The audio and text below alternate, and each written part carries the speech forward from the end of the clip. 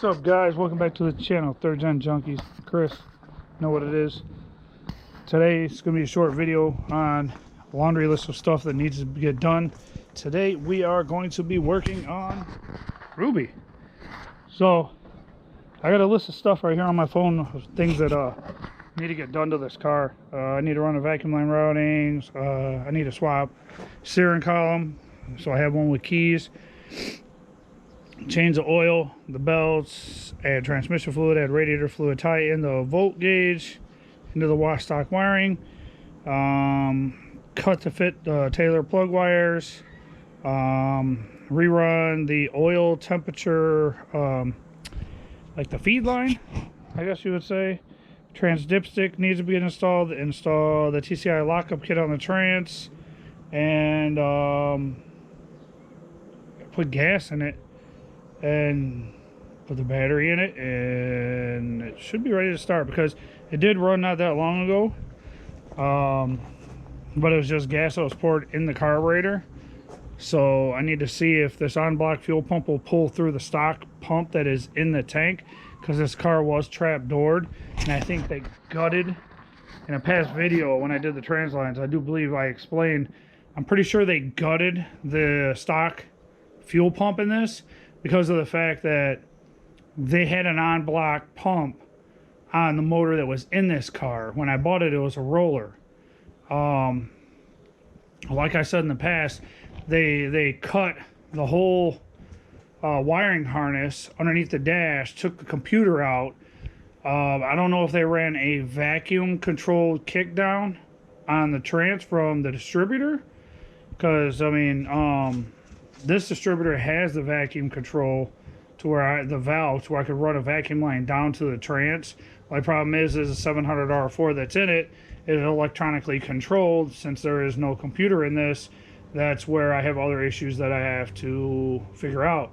See if the TCI lockup kit will work with it. If not, then I will change the transmission part over to vacuum, to where the transmission will shift off of the vacuum on the distributor. Also, I had the issue with the speedometer cable. The speedometer cable on the car is the old style cable. The trans is electronic, so I have to buy that adapter to swap that over back to cable so that it'll work. For now, I can just use GPS and see how fast I'm going. Google Maps, you know, they have that on there or whatever.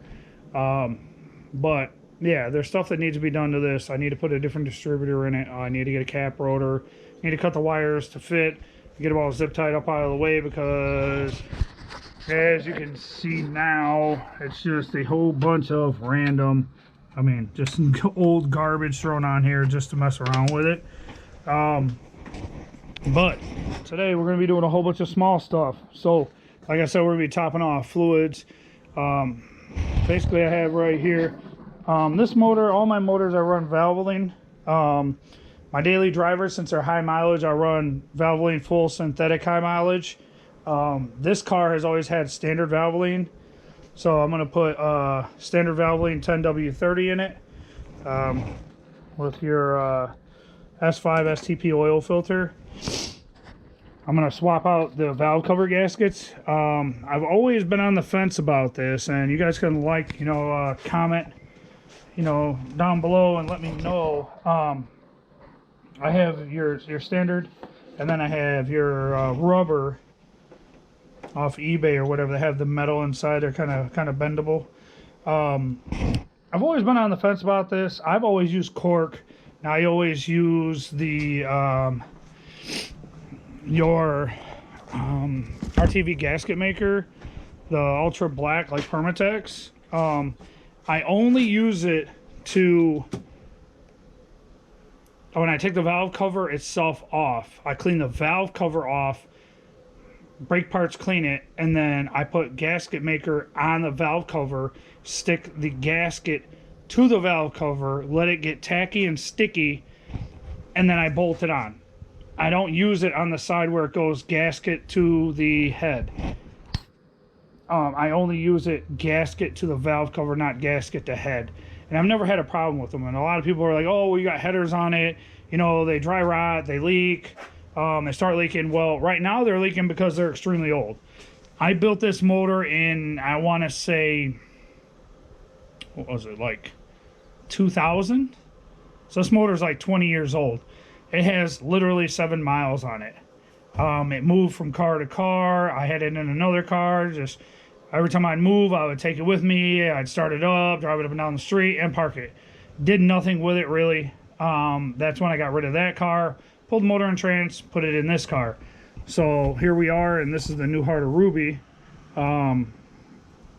Basically, I'm more than likely, I mean, give me your thoughts and comments on this. I mean, which do you think is better? I mean, cork or the rubber? Everybody I talk to, they always say the cork, even though, you know, it gets brittle and you can see it sticking out of the edge under here a lot of times. You can crack it clean off because it gets dry.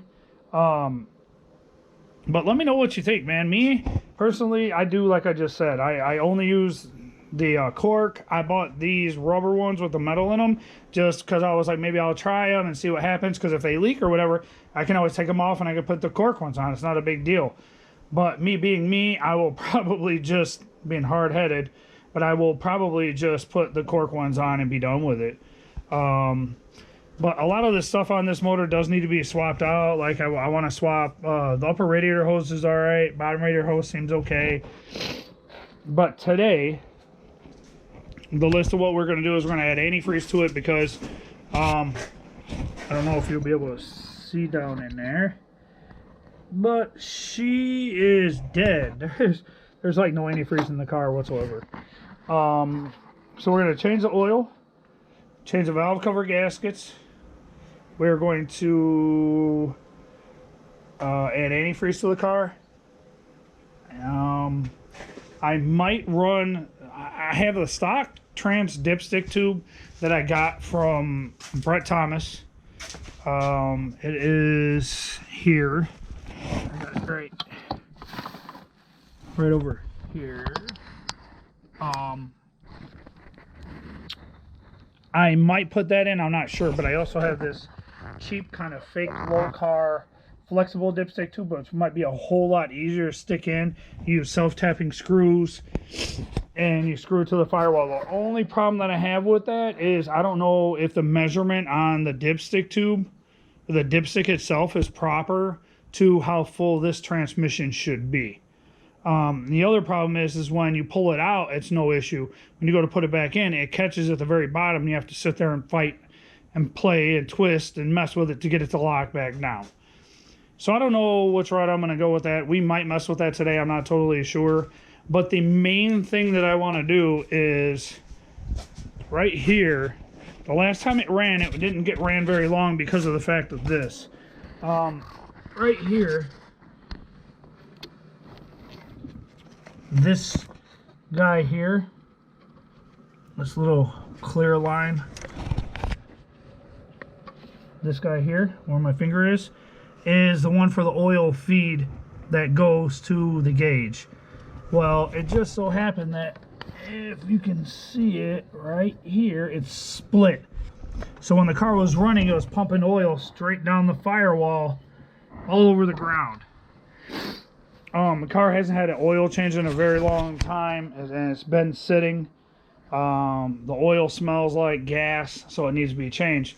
My problem with the number one thing that needs to be changed is what we're doing is we're taking that plastic hose, because it's too brittle or whatever, and I went to your local auto parts store and I got this Equis performance gauge with the copper, and it has the fittings in there. So what I plan on doing is actually coming inside the car here, because when I bought the car, it had these Sun Pro gauges in here, and what I'm gonna have to do is I will have to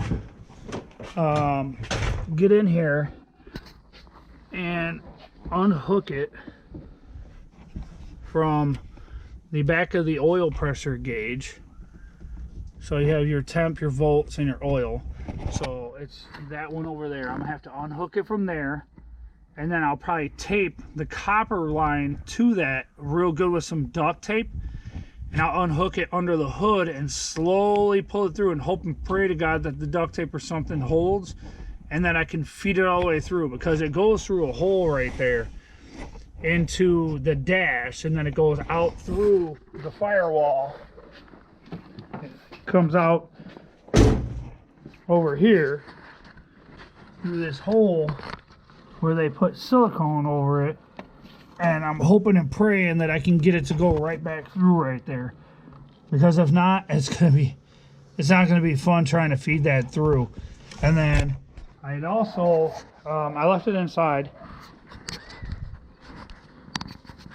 I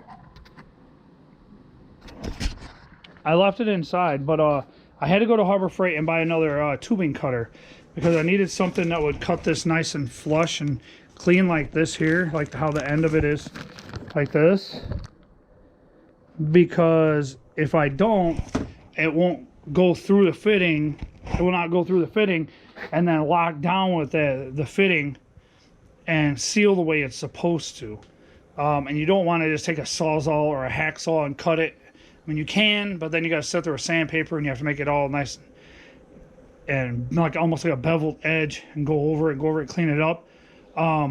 So I did go, and the one that I had before was small. It was probably just a little bit bigger than the size of a $50 maybe.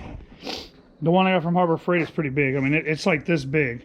So what I think I'm going to do is I will unroll the copper wire and try to feed it out through that hole, or like I said, tape it and pull it little by little. I might have to get somebody's help and pull it through this way and have somebody unroll it in there, and then once I get enough out this way, then go all the way in, measure it up to the point where I need it, mark it, and then, you know, pull it down, cut the tube, hook it to the back of the gauge itself, then come out here and hook it up to the actual spot where the oil pressure sending unit would be. So then you don't, when I start it up, I won't have any issues with it leaking all over the floor. So basically right now, I think we're just going to go ahead and start getting this oil change together. Start on that, or I'll probably just add antifreeze right now, get that going. I have I buy the gallons of concentrated, and then I always buy a gallon. So I buy the full strength, and then I always have an extra jug, and I buy a gallon of distilled water, baby water, from like Dollar General or Dollar Store, Dollar Tree, and then I fill it halfway with distilled water, and then put it with, you know, the rest of the way with full strength, so you get 2 gallons for the price of 1. So I always have a lot of these, and I have actually a whole case of concentrate back there on the shelf. So yeah, so I'll go ahead and add that and whatever, and fill that up and see how much it takes, and then I'll go ahead and jump on the oil change. Once I get the oil drained and the new filter on, old filter off, new filter on, I am not going to add oil until after I change the valve cover gaskets.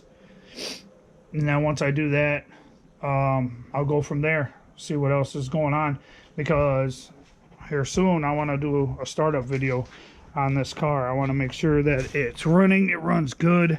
It's a very, very healthy cam in this. I built this motor from block up with a friend who guided me through it. I had never built it. This is the first motor I ever built. I have a lot of blood, sweat, and tears in this car, in this motor alone, actually. And, you know, I want to hear it run again. It's cold-blooded, and once it gets up to temperature, though, it's got a nice cam in it. It sounds really, really good. And it is going to be very loud, because as of right now, I still have to put the drive shaft in it, and I have to put the fit the Y pipe, make sure it does fit, put that in it. Also, I have good used plugs out of Black Magic and over there that I cleaned up. They're really nice. I'm gonna slap them in ruby because the plugs that are in here are pretty shot. It started and ran the last time, so I mean it should run okay. But yeah, so here we go. We're gonna get on this stuff and get this going. So let's see. First, put some antifreeze in this monster. Set these off to the side. And I do have a brand new battery for it. It's actually sitting right over there. And that's actually a good battery that I bought from Walmart, and I got it for like $25 cheaper than brand new because of the fact that somebody bought it. They didn't even install it in their car, took it back, and they sold it as an open box, like a open box unused battery. So I grabbed it for this, which it'll work fine. Well, there's the end of that jug. Let me see if I have another one already pre-mixed up. Let's see, this one here is a Dex Cool. That's Asian. What do we have here? Concentrate. I don't know if this is pure concentrate or if it's already been. Oh, this is that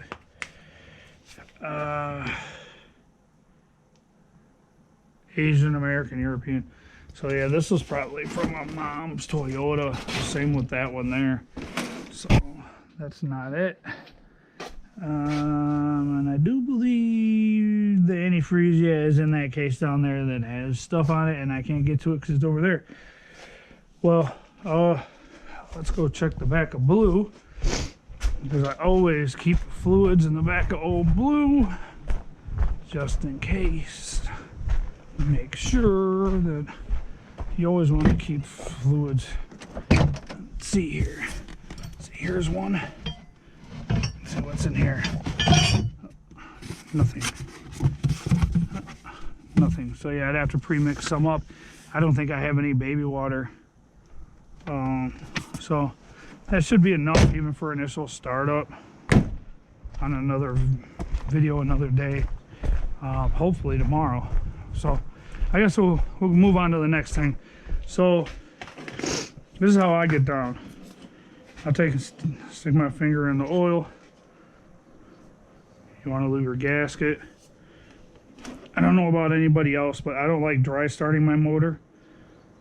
So I fill my oil filter, because on this car it screws straight up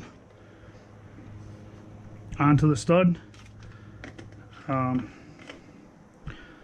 So put this down here for right now, and then let's see, come over here and grab a rag, because it's gonna make a mess. I need a couple actually, probably. Figures are nice and stacked. Usually I don't have to pull it down to pull the rag out, but I use a wife beater. Doesn't matter. Oh, wife beaters are awesome rags, especially once they've been stained and whatever. So, all right, I got my drain pan down there. Get down here, guys. Move the oil filter so I don't knock it over. Shine some light on the subject. And let's see. I have my trusty filter pliers. My overly huge channel locks that are awesome. I use them to break loose all of my oil filters. I do have filter pliers. I do have the filter wrench, the cup wrench that goes on the end. You know, that goes on there. Yeah. All right. And I do have the band wrench so you can wrap around it and whatever, but there's not, if you can see here, This is the only space that you got to get on there to be able to use the band wrench, and it's a pain. The one where you have to, with the filter, the cup that you put on, isn't bad, but I still don't prefer it. Also, here's your drain plug, 14 mil. I had already cracked it loose, so that's loose. And then channel locks.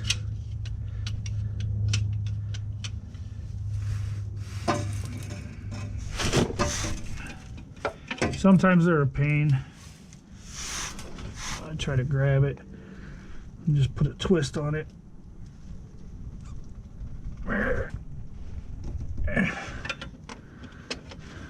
Move it, grab it again. Like, I like to crunch into a little bit, just as long as you don't puncture a hole in it, it won't make a huge mess. And then just spin it. And spin it again. Boy, I put this one on there good. Plus, also, I see my channel locks are hitting the flywheel back there, so that could be causing, you know, some tension. So I'll grab it here. Ow. Slipped. I can open them up a little bit more. Oh, a little bit too much. Here we go. Like this.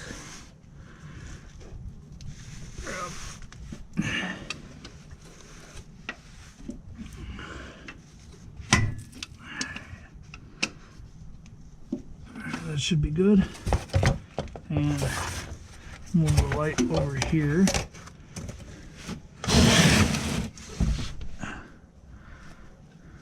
Spin it to where it spins loose like that. And it's funny, the oil looks clean, but when I smelt it before, it didn't smelled a lot like gasoline. So I'm not gonna chance it. I mean, I probably changed the oil the last time. I mean,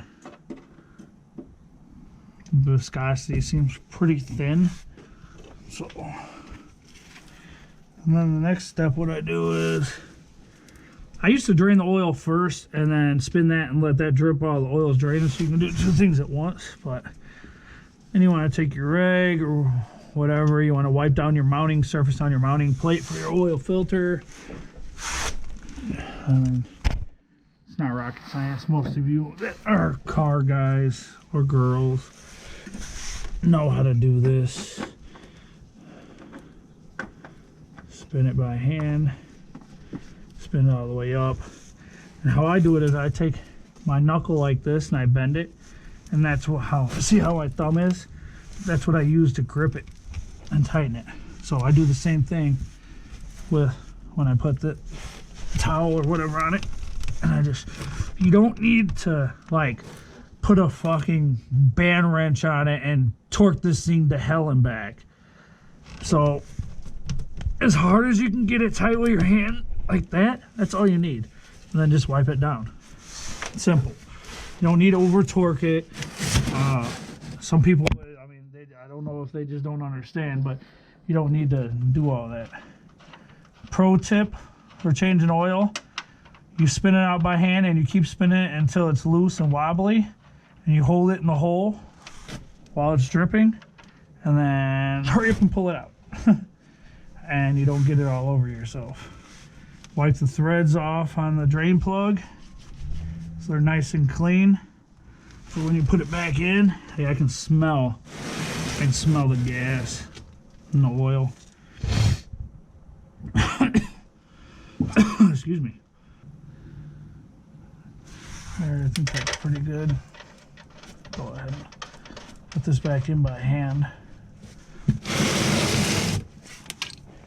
Wipe this guy off. And then literally all you need to do is tighten it till it's tight, and then just a smidge more. That's it. That's all you need. Literally. Some people, you know, oh, he has torque specs, blah, blah, blah. No. You just need one more ugga-dugga.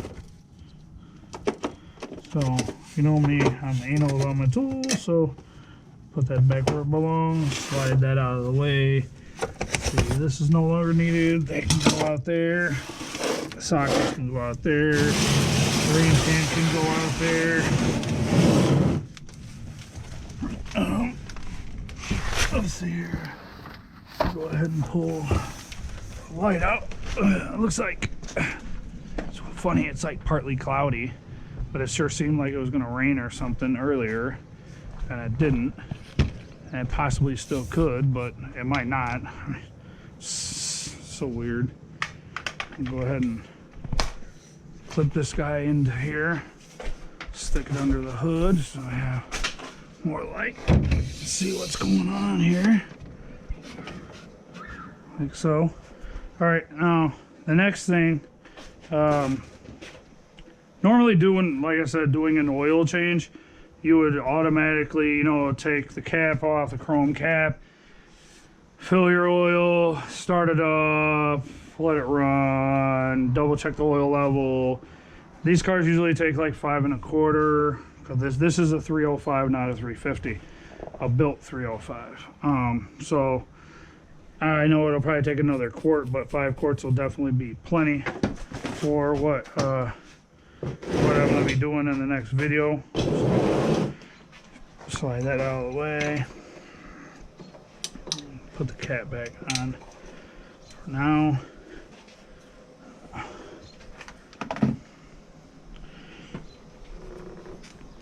There we go. That's on there. All right.